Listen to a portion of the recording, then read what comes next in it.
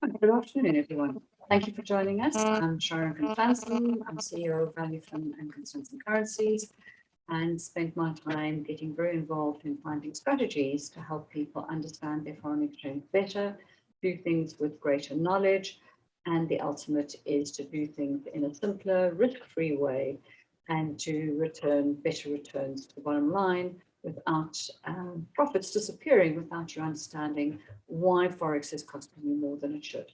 But that is our mission, that is our purpose in the companies. I've been both on the corporate desk, working for a bank, running as a chief dealer. I've also been on the corporate side where I've actually run the foreign exchange for a importing exporting group of companies. So from that dual role side, seeing where you actually need someone in the middle sometimes to tell you what is the best solution. Somebody that is on the side of the company's perspective to ensure that they are doing what's best for themselves. And that's not just respecting the providers, but it's understanding the corporate needs that are somewhat different to the way the bank might think or operate. So it's on that basis we're going to move forward. So it's wonderful to have as many of you as we have today. Thank you very much for joining us. And we are sitting today with a nice, simple topic that is so big and so vast, I wouldn't know where to start. And our topic is around foreign exchange spots and foreign exchange forward, and how do we manage either of those for the benefit of the organization. So the first thing everybody would quite understandably say is, how can you manage foreign exchange? It is the largest, most liquid market in the world, and it is very difficult. Well, it's impossible to manage it. Or so put it this, let me just get my words correct. It is impossible to control the foreign exchange market. What you can do, though, is you can work within its remit and do what is best for the organization within that space.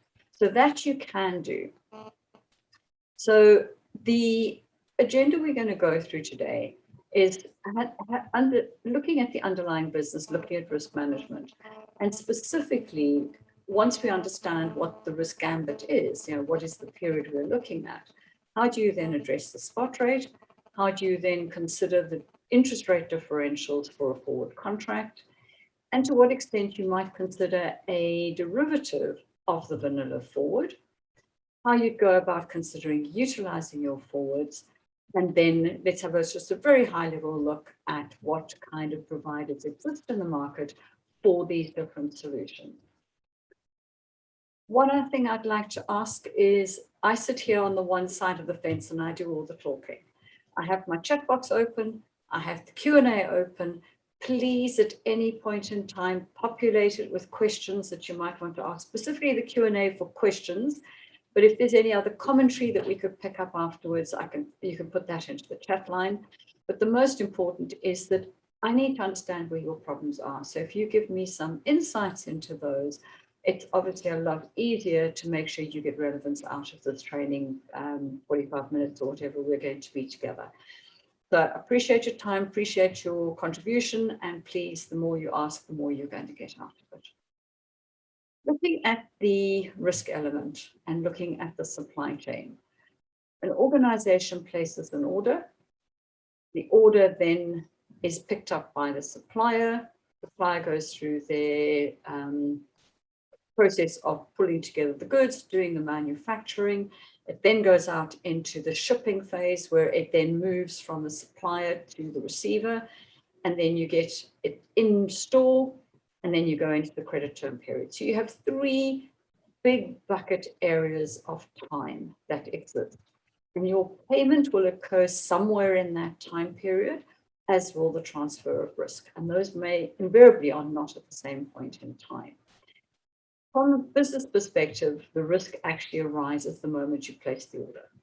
So as soon as you place the order, obviously, if you're a company that places 10 orders and cancels 9, I wouldn't consider risk to have arisen at that point in time, but then I don't know a business that would work that way in the first place. So most importantly is the order has been placed.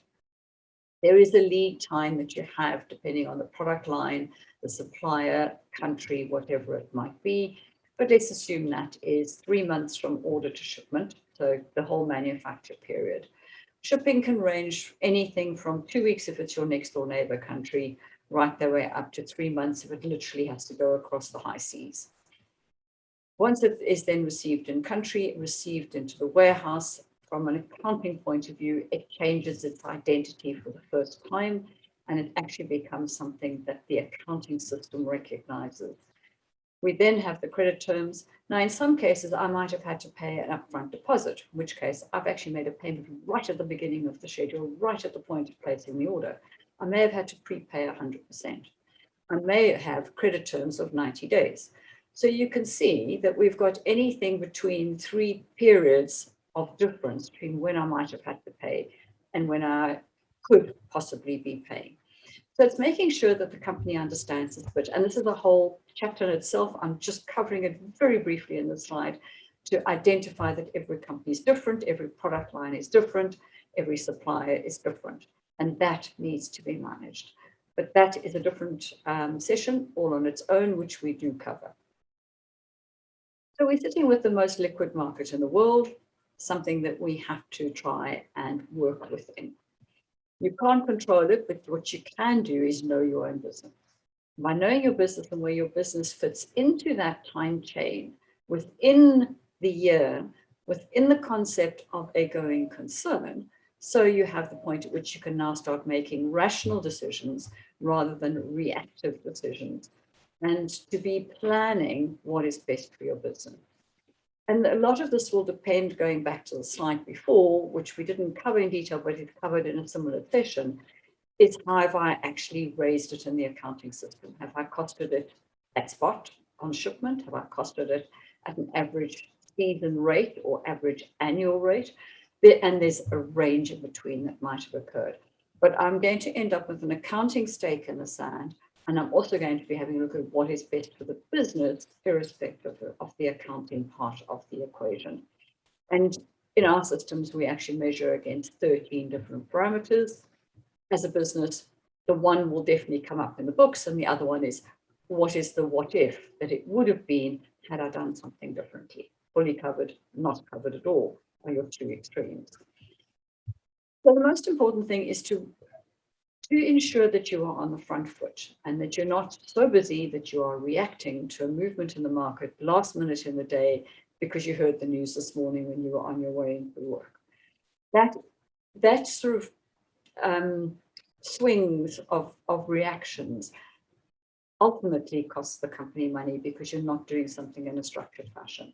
What we tend to work with our customers is to say, what is right for the business for the season, for the quarter, for the supply chain, for that supplier, for that product line, for that customer, maybe even. What is it that's right for the business? We need to secure a certain rate. We need an average of. What do we need? And with that information up front, we set a strategy. And the importance is to work within a strategy that takes into account that the markets are 24 hours, other than late Saturday afternoon to early hours of Monday morning, depending on which part of the world globe you're on, is to work with the fact that very often the markets do what you want them to do and reach the rate you want them to reach outside of trading hours of the country you're in. And this happens, we know it working in the UK, how often we end up with trades going into place outside of UK trading hours. And so it is important to work with the 24-hour environment. And to set a strategy, to work with it, and to then say what is best for the company. And in my view, there's no one decision. It is a series of decisions within a trend, and you make numerous of those decisions.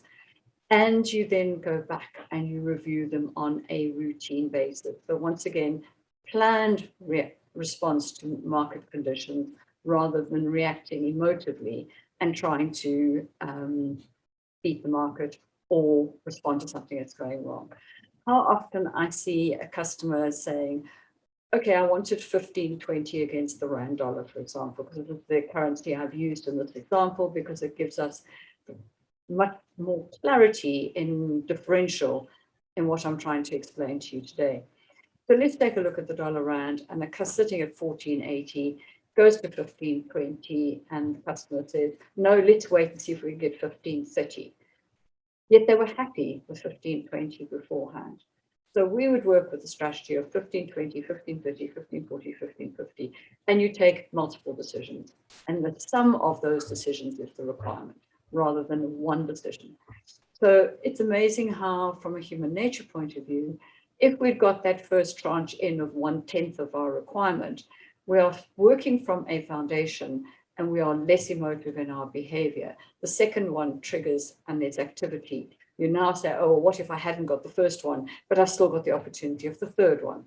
So our mental responsiveness and human greediness gets balanced. We don't end up with the casino type behavior when people, it's all or nothing kind of behavior. Never in foreign exchange will that work, because you will always regret every single decision you make at some point in the life of that decision. So it's making sure we balance with all of those. If we have a look at markets, what causes them to move? There are short-term supply and demand issues that they might try and explain away. They might be able to explain them. There might be a reason, but quite often it's the way the demand has gone against the supply of information, supply of currency, expectations, run up to some figures or events in the market. The supply and demand ahead of the event causes an unexpected movement. The event happens, and then the supply or demand reaction to the news, which they liked or didn't like, creates the movement again. And you can't predict those. You can't predict that the figures are going to be good. The results on the currency market is going to be good. It could be good beforehand, but too good, and then react negatively when the figures come out. You end up with this constant short-term gyrations that get in the way of what we're doing this week versus last week. Over the long term, certain purchasing power parity, differences between countries, economics, economic growth, inflation, do to an extent have an influence over a 10-year period or so. But none of us are talking about a 10-year period at the moment. We're talking 2 years and under most of the time. So we need to work with that information. So I've picked a couple of graphs for you just to have a look at the kind of volatility we have seen. Now, in these ones, I've actually used the sterling dollar. And here is a 5-day graph. We've seen a 2.33% movement in the sterling between high and low within 5 days. Actually, it occurred within 2 days. We saw that complete movement, and therefore it stayed within that band thereafter. So this is quite a lot of movement when you think of the sterling at 137 somewhere, where it was just the other day, and suddenly you turn around, it's 134. That is quite a big movement. Now, if we look on and we go to a slightly longer period of time, we look at the 5 months, we've seen a 5.63% movement in the sterling dollar from the highs of 142 to the lows of 134. And if you have a look, just that very, very lower part of the graph, and I'm not too sure if you can see my cursor, but the 5 days we looked at is right here at the end. Just this last little piece at the end is what we saw in the 5-day graph that we looked at a moment ago. Now, if you look at this period of time, we're looking at 5 months period of time. And we've had certain events, and you can see certain of the cycles tend to repeat themselves. We go up, we go down, but the trend has very securely been down. Now, you get to a certain point and it will recover and will end up with a different pattern prevailing. And if we look at the 12 months, we're sitting right up at the top of that trend, given where we've been over this is 18-month period, going back to 20-month period. Going back to the beginning of last year, ahead of COVID, you can see where COVID struck, the impact it had there of that massive fall in the sterling, going all the way down to the 114, almost 115 level, when the markets then said, no, hold on, there's actually no fundamental for this. This is all the markets, all the world, everything is impacted. Which brings me to the point of the impact of social media, the press, and some of the stories. I mean, somebody will say to me, oh, I hear XYZ happened yesterday. So yes, that's what the press might have told you, but that's not why the currency moved. Currency moved during the day because of supply demand on fundamental information that they were picking up at that point in time, or just pure trends being set by computer buying and selling, which causes the supply demand to tend it in a certain direction.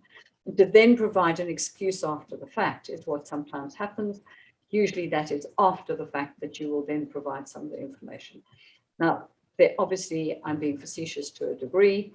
There are times where the information that is in the press is accurate, but a lot of the time, if you are involved in foreign currency trading, you need to look at the non-press place to go and find your data and your information that is reliable, that is well researched. Often they have to come up with the answers of what happened yesterday because they had no idea it was coming. That is absolutely acceptable and does occur quite regularly. So if you have a look at the sterling dollar, we saw an almost 18.5% movement in the currency between low and high. Was exceptional. If you look at the median and you were saying we were around the 124 up to the 142, you're probably looking at a percentage of somewhere around about 10-12%. But still, in a period of just over a year, that is a very high volatility. The message I'm giving you is you don't know where the currency is going. We don't know what's going to impact it next. We don't know which way the trend is, but we do know what our business needs. And those are the important things that we need to consider. I then did have a look at the 8-year period. It was the easiest one I could get my hands on in terms of long term. And here we saw the high degree of movement at the 18.42% over that, which leads me to believe the previous figure is not correct. I will give you the correct figure before the end of this one. Going to be 18. One of these two figures is incorrect.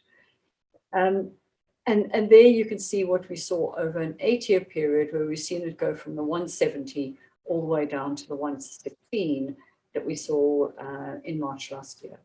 So once again, very wide movements. We had a downward trend, and then we've had a more stable trend, actually, where we've been between the 120 and the 140 level, and that has included Brexit within that pattern.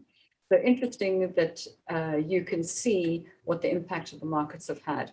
And that particular big downtrend there, that would probably be around our Brexit time, would have been around about there where we've seen big movements.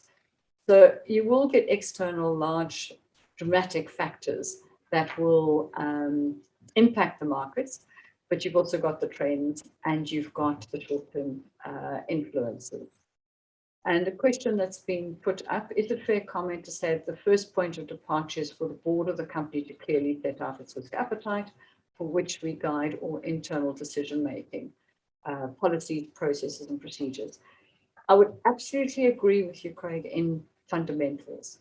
In practicalities, you're asking a number of people whose job is not their day job, they don't get involved in this, to make some of these fundamental risk decisions or risk policies for an organization.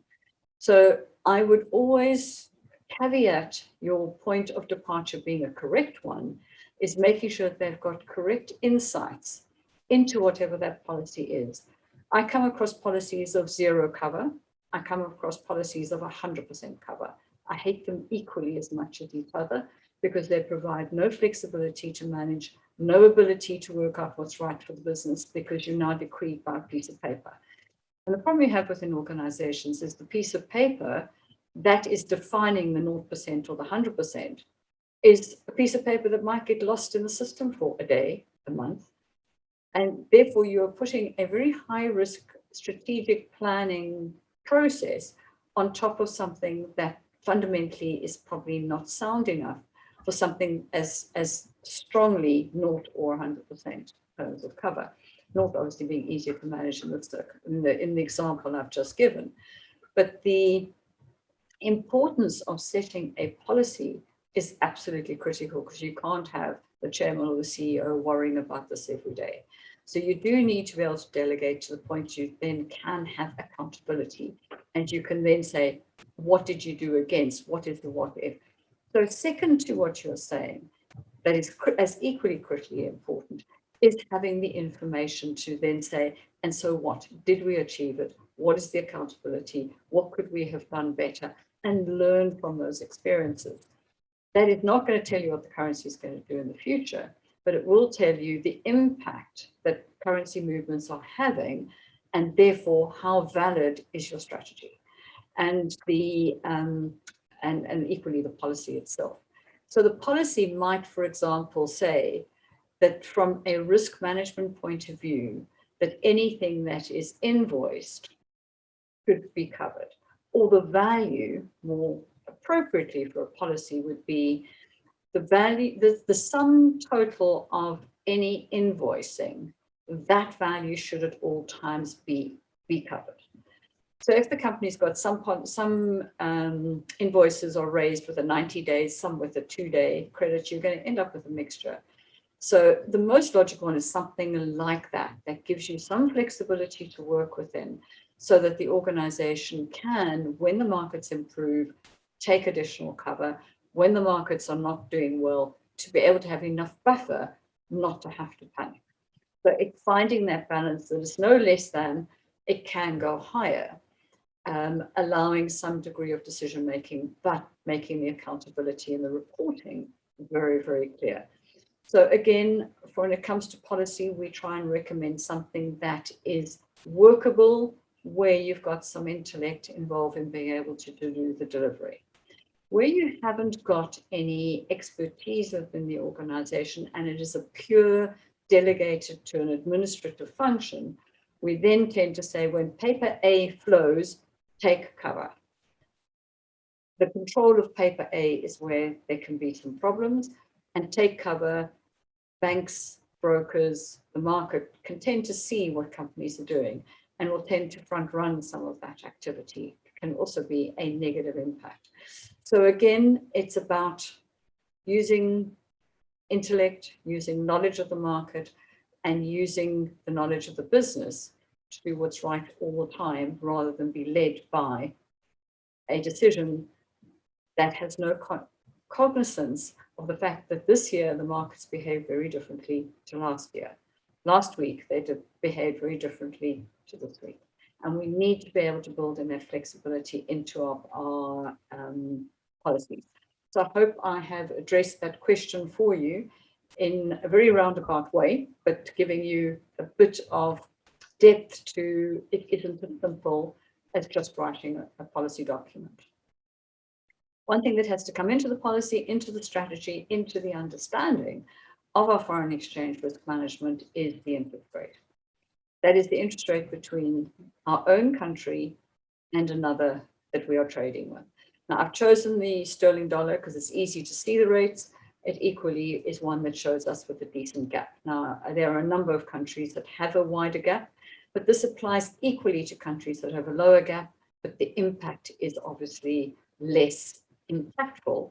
It is still there as a strategy. If we're having a look at interest rates, there's a global downturn. Interest rates occurred due to COVID, and now there's a global feeling that interest rates will rise at a point in the future. Now, those countries that came down more will go up more. Those that came down as a ratio less will probably go up less. That's very much an averaging statement. It might not be quite in that way. But if you have a look at the South Africa versus US interest rate gap, we're sitting with the 1 week sitting at 4.57 gap between the two currencies, two interest rates, my apologies, and we're sitting at 5.18% in the 12 months. So if you're an importer, this curve is horrible. If you're an exporter, you're in a much better position to try and take advantage of this curve, but being careful of what we're expecting of interest rate movements and the timing of those, because typically South Africa will not move its interest rates at exactly the same time the US does. So you can end up with jumps in this gap occurring that could penalize the organization quite dramatically. So if you are, what this leads me to do, and I'm talking very generally now, there is a whole half-day training course just around this subject, is if you are looking as an exporter in this currency pair, you would tend to go longer dated unless you felt there was a 1% rise in South African interest rates that is imminent, in which case, why would you do it now? You'd go very short date, earn a smaller discount to then gain the 1% discount later, which is greater than the discount we've got here. If you were an importer and you were expecting rates to stay stable, you would roll this on a frequent basis. You would roll your 1 month, 2 month, 3 month cover, and you would roll it keeping to the lower interest rate. Once again, if you expected an increase in the South African interest rate, you would take the knock and you would lock in that higher rate now because of an expectation of a 1% increase. So what you see on the graph might not answer the question. You need to have a look at what is the unknown, what is the potential of an interest rate movement. And interest rates easier to predict than currency movements because they're not as volatile, but you might not get the timing right. You might get the direction right. And if you have a look at the upward moving curve, theoretically, this is, well, some people believe this is an indication of future interest rates. This is not. This is an indication between the US expectation of their interest rates and what they're prepared to pay long term, and South Africa is seeing a hardening in the future, and therefore you're seeing this gap developing. So it's a combination of the strategy of both countries' interest rates that's giving us this net gap rising interest rate. A rising discount or premium is probably a better way to describe it. So it's making sure you work within these trends. And in itself, this again is quite a science. And we work with working out the strategy. If you got a 1% increase in 1 month's time, 3 months' time, 6 months' time, how would that impact you? And then you have to take a stance on the interest rates. Now, let's say, for example, you took a stance that there was going to be no increase in interest rates. And all of a sudden it starts to change. The market's view starts to change. Provided you have that sensation or information prior to it occurring, you can actually use the swap market and prepare yourself for that in advance of it happening.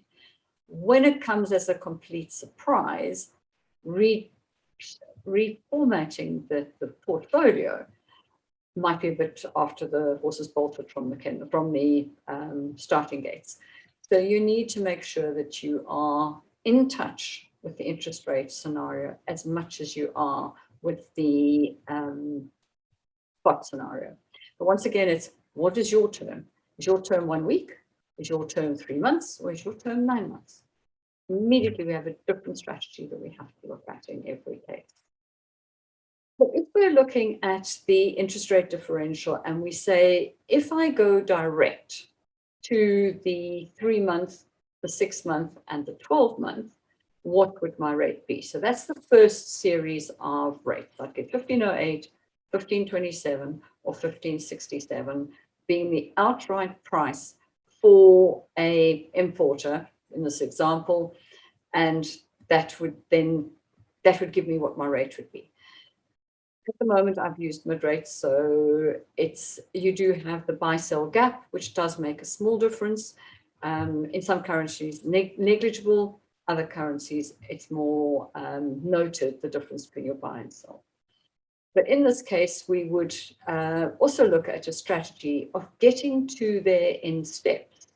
So if I were an importer and I was looking at the 3 month strategy, if I were to take 3 1 month contracts, I'm going to be down at 1493 instead of at 1508. So I've gained the short-term lower interest rate, and I've been able to bank that amount. In the case of the 6 month strategy, taking 6 1 months hasn't worked out to the same degree. I think I did 3 plus 3. 3 plus 3 has not given me as much of a benefit as 6 times 1 might potentially have given me. In the case of the 12 months, looking at, for example, 6 plus 6, I get a benefit. But if I were to look at rolling it every month, that creates a workload, it creates a degree of noise, it creates an accounting aspect, and then potentially the margin. So to all these strategies that are on paper, one still has to look at the reality of what are the other impacts that might be prevailing that could be impacting the strategy I'm going for. In the case of the other one, the alternative, we can, for example, go 6 months and come back to 3.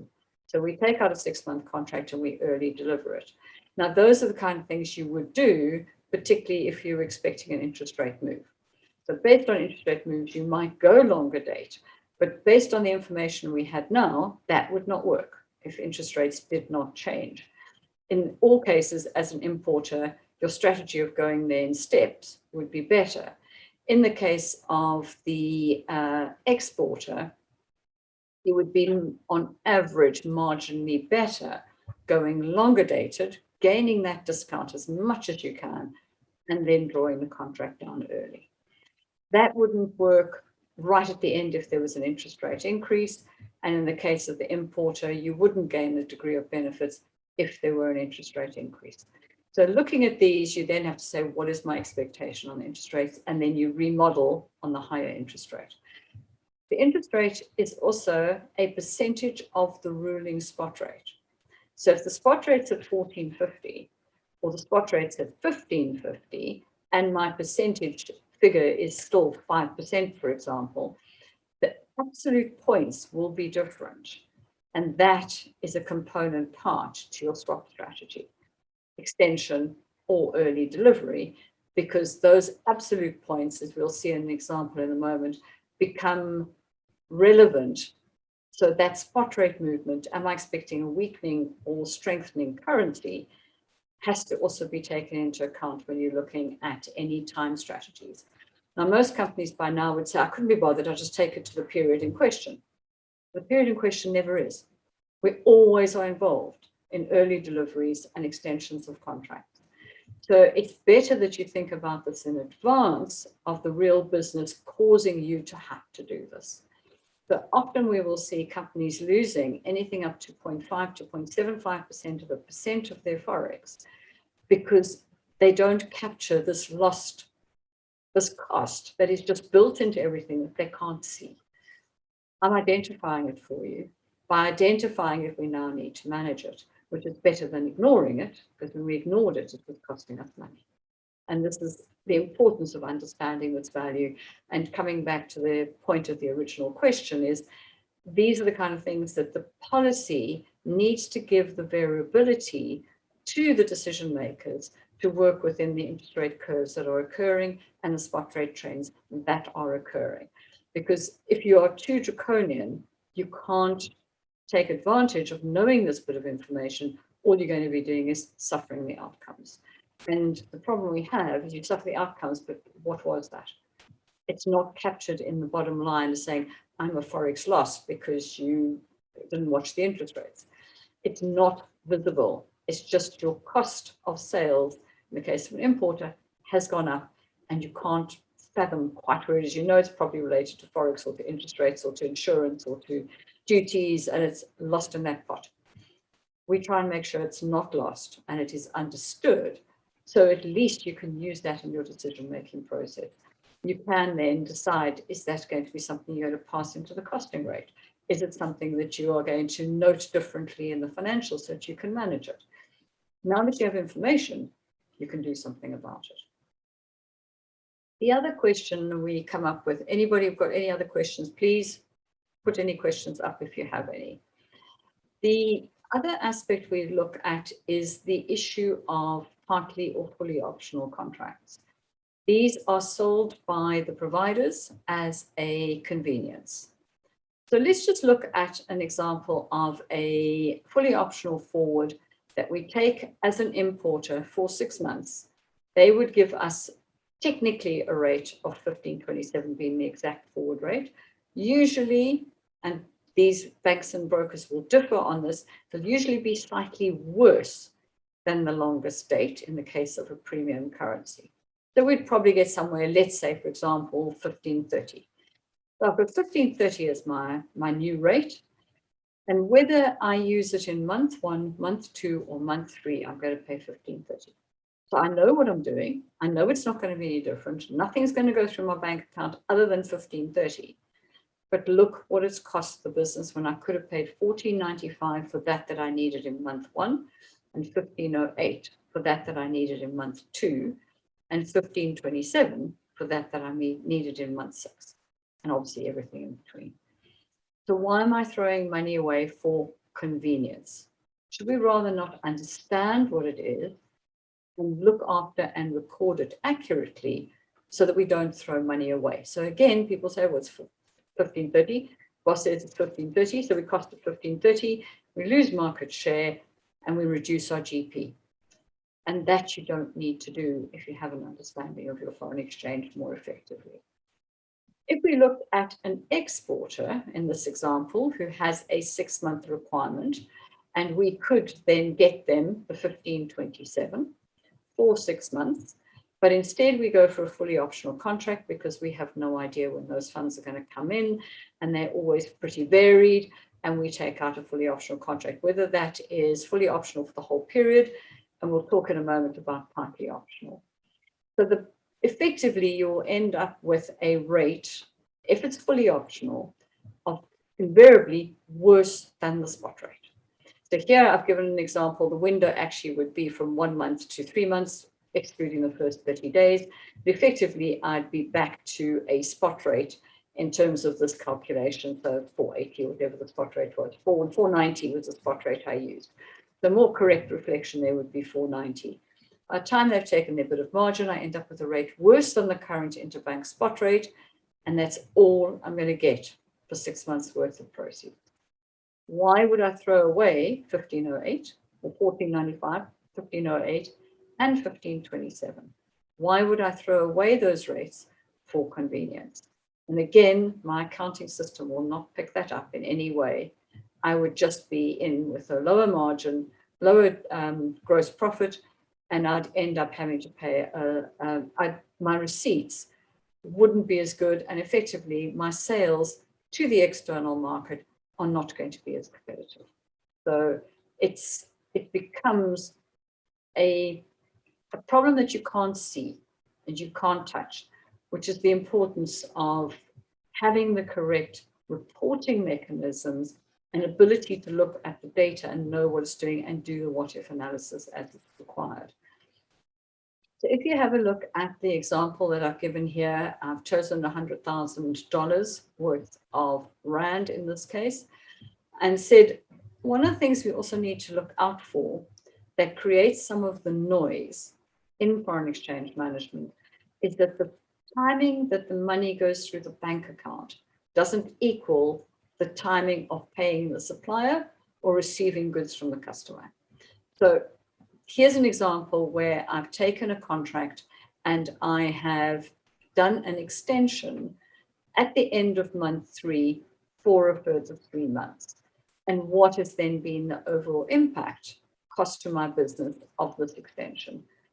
So we started at a rate of 1490 spot, as I mentioned a moment ago. We've added our 1843 and we've got to our 1508 that we saw on the graph a little while ago. I don't need that cover now. Shipments have been delayed, all the hassles we're having in China at the moment, and I now need to delay this contract, but I don't know for how long. I've taken it now for 3 months. So I extended for 3 months, and the thing I have absolutely no control over is what the spot rate is today that I'm doing my extension. And at that moment in time, I have to accept the current spot rate to do a pure swap. Doing a pure swap, they take the cash flow between the two, the spot rate and my forward. So if you look at example 1, it's 41,000 positive or 88,000 negative. And only thing that's different is the spot rate on the day relative to the contract I took out. I then take the cost of the extra 3 months. I then have a contract that matures in the future. And as you will see, the sum of the new forward and the cash flow that occurred equal exactly the same outcome.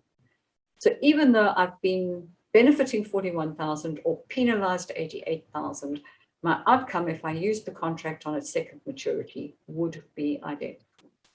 What's important is that we account for this timing difference properly.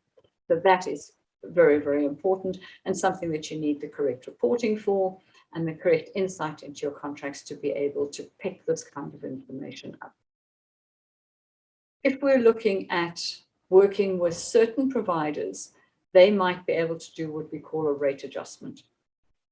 Doesn't exist everywhere, depends on the markets you're in, regulated markets, different providers, but there are providers in the world that will do this roll up and build the points into it and give you the outcome as the new rate, rather than you having to go through the two timing differences. So that is beneficial if you have that available, because the cost to company, in theory, is no different. You should end up with exactly the same answer. There are slight nuances where it might be different, and that will be where the price of the difference between the contract and the spot is so desperately negatively out the money that you might end up with that becoming a problem. Sorry, guys, I'm just trying to see whether I need worry about that. No, I'm not going to. I now want to take an example where I'm going to look at an early delivery. So an early delivery would be a circumstance where I'm needing the contract earlier than I said I wanted it. And in that process, sorry, just hold on a second. I just want to stop that process going.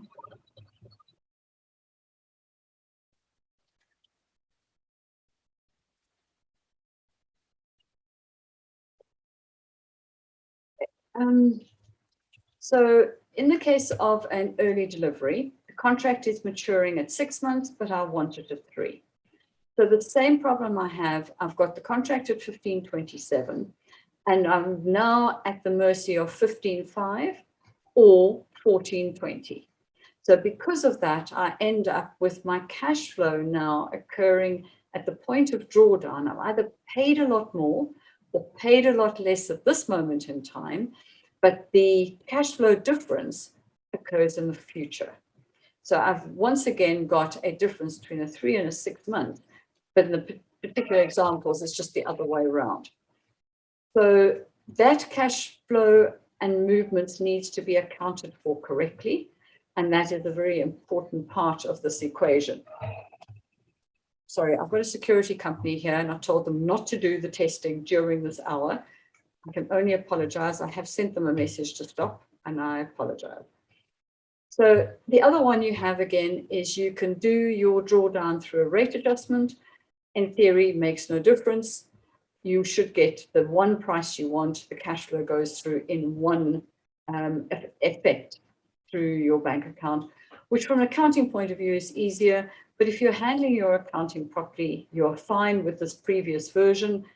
The issue you've got is planning for the liquidity that you have absolutely no idea of what it is. If you don't know you're going to have to extend the contract or draw down the contract, and you have no idea what the spot rate's going to be on that day. A very difficult aspect of foreign exchange management.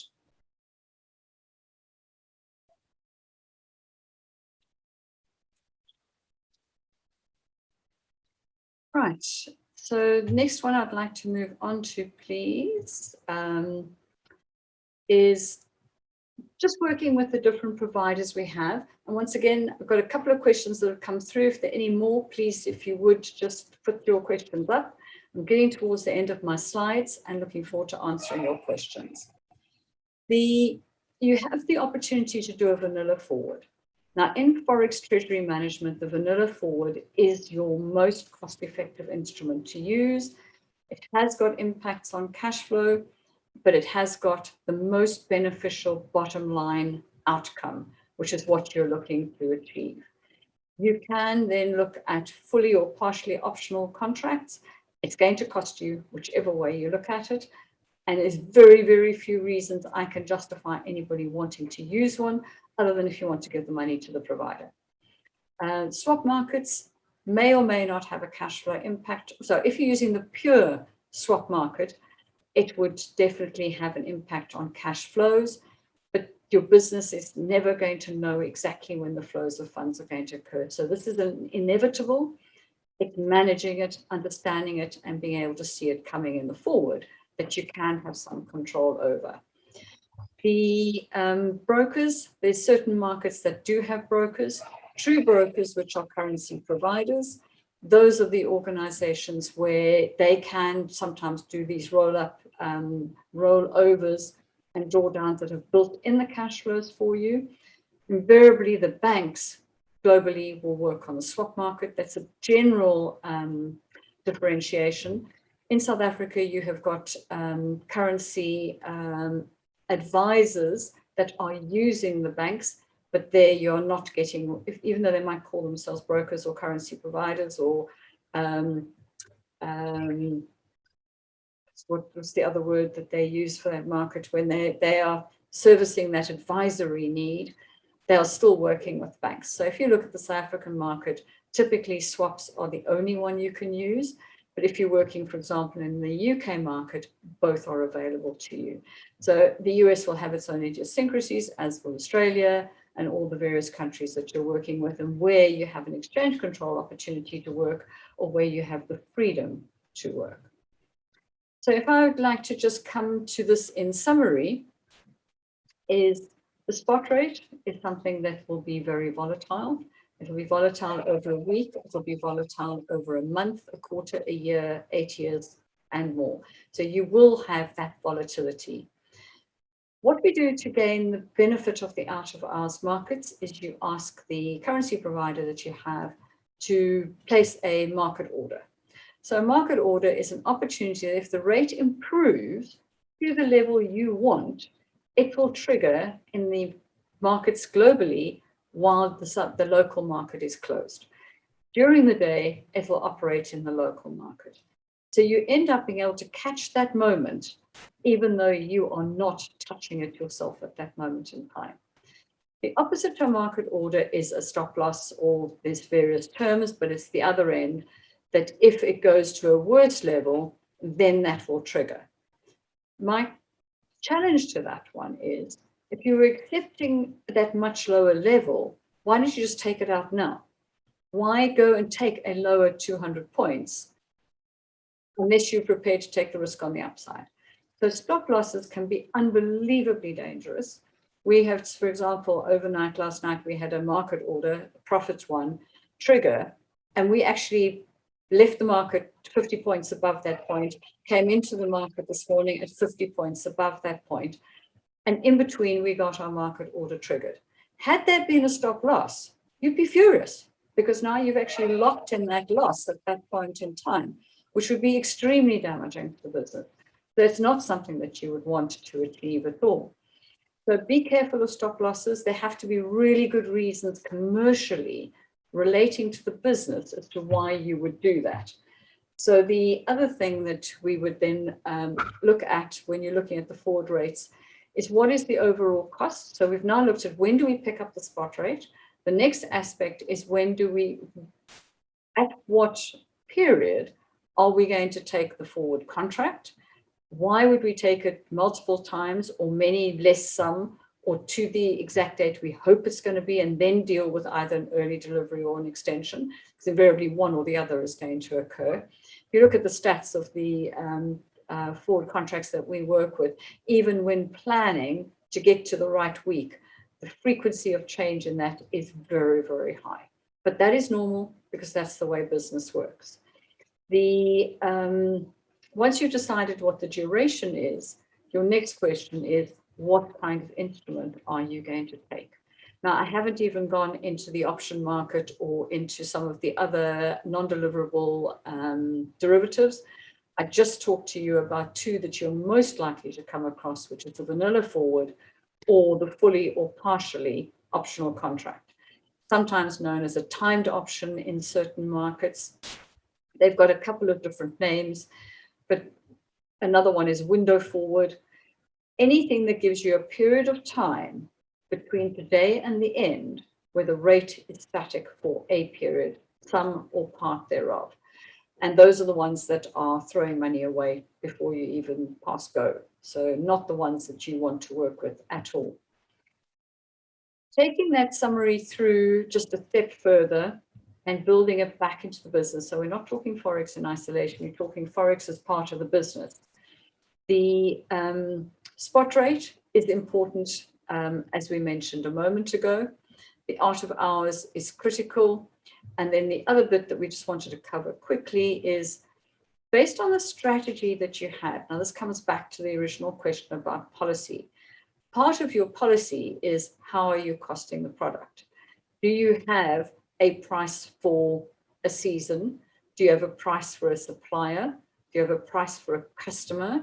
Do you have a price every day that's based on what was shipped today? Do you use the price on the day the goods come into the store or leave the store, in which case you've got a different price every day? Would you work on a monthly accounting rate, which is a fairly common one as well? So therefore, anything that happens this month goes out at this month's rate. I then completely restate my debtors and creditors to next month's rate. We have an accounting session that's completely different to this one, but the gray noise that we create in that process is very difficult to therefore understand whether your Forex strategy is working for you or not. Again, it's down to having the right information. So the most important thing is to make sure that we talked about what the effective cost rate was or effective payment rate was of a forward contract. That last figure that we talked about and compare that against your costing of your product, that gives you the accounting profit that you've got. What you've got as true business profit is what could it have been, what are my alternatives, and therefore what has been my opportunity gains in the business. But what we are showing in the accounting profit is the difference between the ultimate contract rate and what I put through the books as a final accounting rate, building back in all the revaluations that have occurred, which, and again, is complex to achieve. It's mathematical, it can be done, and something that we are very happy to share and support organizations to get to this granular piece of information. So when you see a foreign exchange loss, you understand what its component parts are. So we've spoken today about the spot rate and its movement, and we've spoken about forward contracts and its movement. This whole Forex ambit is a very, very broad area of business decision making. And the problem you've got is at board level, at management level, even at head of marketing, head of sales, head of supply chain, actually trying to understand the impact of the Forex component upon their business decisions is extremely complex. And they will all react in different ways. The number of times I've known a sales director or a purchasing director not telling the finance part of the business that actually a transaction's been done because they don't want the policy to kick in and either hedge it or not hedge it. So you end up with games being played within the business. And what you want is an open transparency so that you can work on making management decisions rather than decreeing what might be the right answer through a policy in isolation. And the more senior your people in the Treasury, the more broader their knowledge, the more likelihood you've got of getting a policy in place that is stable and not emotive and reactive. Because the other part of it is if you have too open a policy, you end up with the reactive status coming in, which is equally dangerous. So I've probably now given you the grayness of this foreign exchange world and the complexity of the foreign exchange world. But what I'm trying to identify is every company is different, and within the company is different for different reasons within the organization. So I don't know if there's anybody else want to add some questions. I'll pick up on one or two of those that I see already. And one of the questions is, so why are these other instruments available if they are not the right thing for me as an organization? A very fair question, actually. Very, very fair question. Can I put it down to, over the years, because of foreign exchange being so complex and accounting for it being so easy to show really bad numbers or wrong numbers or not the truth, can so easily occur, is you probably find the provider market over the decades has provided a solution that looks like it's much easier to understand for the finance director and his team. But what always happens when you end up with building a solution is it becomes gray and you can't actually see it, you can't price it against the vanilla market. And therefore it becomes a profit opportunity to the provider that is giving it. I mean, in theory, if that window rate gave you a perfect average of all those rates, then in theory, that would be on average correct, provided your payment pattern was equal over the period. Now, both those are aspects that don't always occur. But the averaging is not genuine average because your volumes don't go through on a genuine average. So then again, because of the skewness of your volumes, you end up with the rate going against you potentially as well. Anybody else want to put up some questions, please? It would be nice to have some more. I'm just going to pick up another one, which alludes to some of the grayness of some of the conversations we've just had, is identifying the, how do you identify how those costs are built in? Well, the first thing is making sure, and this is available now on the internet, is to get a valid feed of information, and there are a number of providers, and actually know what the vanilla market is. So if you know what the vanilla market is, you can determine the uplift margin, and you can determine whether there is a build-in margin for the structure that you're asking for. Now, the one place where that will be very difficult to achieve is if you are going for an option. Vanilla options, collar options, floors, all those different kinds of options are very much priced to the liquidity and the book of the individual provider that is writing the option. So there you've got to be, there's not as easy to benchmark what is a fair price other than to try and get prices from more than one organization and to benchmark where the market might be. And that can vary quite widely at any moment in time. We're coming up towards the end. One of the things I would just like to bring across, I see another question coming up. We will probably answer that through in the email back to everyone who is registered. To thank you for attending today. I know this has been a fair monologue. The slides will be available on our website, as will a recording of this event, so that you can go back to understanding what it was you didn't understand that you thought you did. And just to say that at any point in time, if anyone would like to, please make contact with me for a 15-20-minute conversation around a specific question you have. Please, by all means, having been on this webinar, you're welcome to make that contact with us and to see if there's any way we can help.